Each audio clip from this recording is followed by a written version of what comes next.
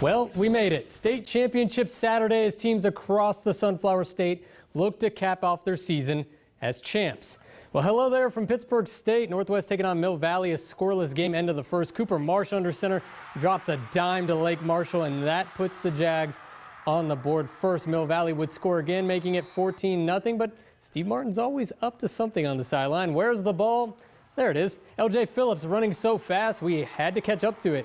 He would score again on the Grizzlies' next possession, but 30 seconds into the second half, Northwest, they will tie this one up again thanks to Caleb Coleman getting this one right here and housing it, running it right by the defense and getting it into the end zone right there. Now we'd go to the fourth and it'd be an all-out shootout in this quarter. Grizzlies down 35-28.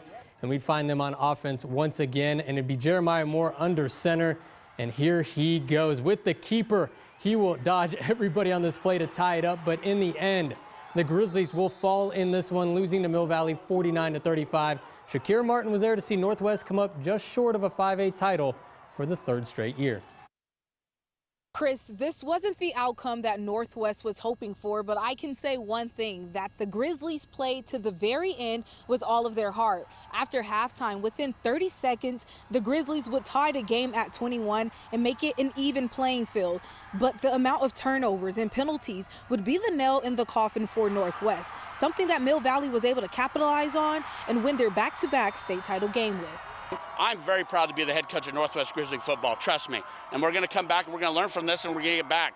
You know, every year we find things to attack, and now we got to attack somewhere in our schedule next year. We got to find a way to not let these mistakes come out in big games, because when you don't have to look for them when you're playing the schedule you do, you got to be able to tweak it. And so we're going to attack our off season and we're going to try to get right back out here and not make the mistakes that led to them winning. Steve Martin has a lot to be proud of when it comes to this Northwest team. In the beginning of the season, they fought to have a season in the midst of a pandemic and never gave up hope.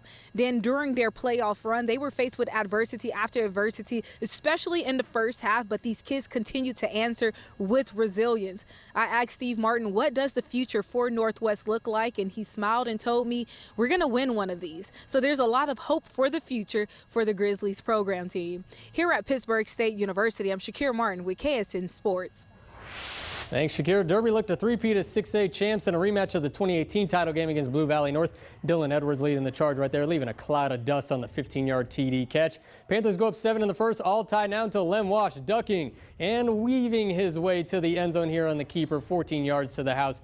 Derby back up 7. Here we are tied up once again. How about another dose of Mr. Wash? Gets the edge right here, and he'll just go diving for the pylon, gets it right there. And the Panthers claim the top spot again, winning 56-31.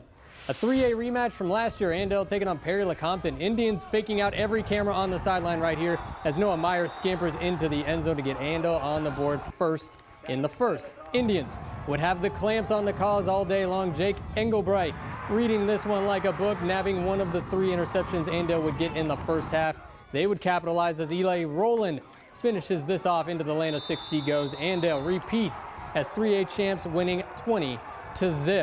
Boysenton taking on Roswell in the 2A state championship. Mason Haxton pulling this one from the chamber, finding Cole Steinert all alone in the end zone.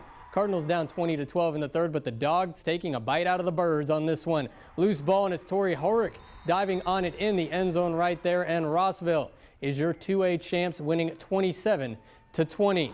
To Fort Hays State we go as Oakley and Oakley squared off in the 1A state title game. Down in distance for Oakley, Damon Redeker rolling right, nothing over there. So he looks left, finds Kindon Robert all by his lonesome in the land of 6 right there. Plainsmen will keep this one close though as Landon Plummer picks off Redeker right here. But it'll be Oakley taking home the 1A crown, winning 14-0. Well, over in Newton, Hanover and St. Francis duking it out for the 8-man Division II title. Adam Crean shaking off defenders right here on a 7-yard TD run late in the first. That puts the Indians up 12 at this point, but here come the Wildcats. A little Juniman to Juniman connection right here. No, it's not a law firm, but that's about as pretty as a pass as you're going to get as Emmett finds Jacob for the 38-yard TD. Hanover locks down their 7th state title in school history, winning 46-24. Hey, we can't forget about Wichita County taking on Little River in the 8-man Division I state title game. This one just wrapped up, but check out this play by the Indians.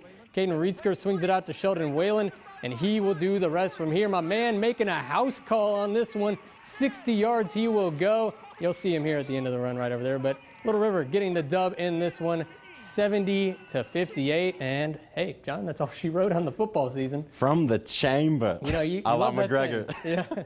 But I know we were talking, man. Sad to see Northwest, man. I know 3 straight years in the title. 3 straight game. years, man. They just couldn't lock it down. But Derby, 3-time state champs. I know we got to give them love for that. And Ando, man, they ran it back. They shut them out, man, too. Perry LeCompton couldn't get anything in the first half going, and Ando just chugging along. It's probably a win for them that they didn't give up like 65 points. Yeah, right. You know? Yeah, I mean, we normally see Ando, what, we were saying last night, 50-60. They only got 20, but they win, man. Dylan Schmidt, got to give it up to him. Champs are champs. That's Fred. Chris, thank you.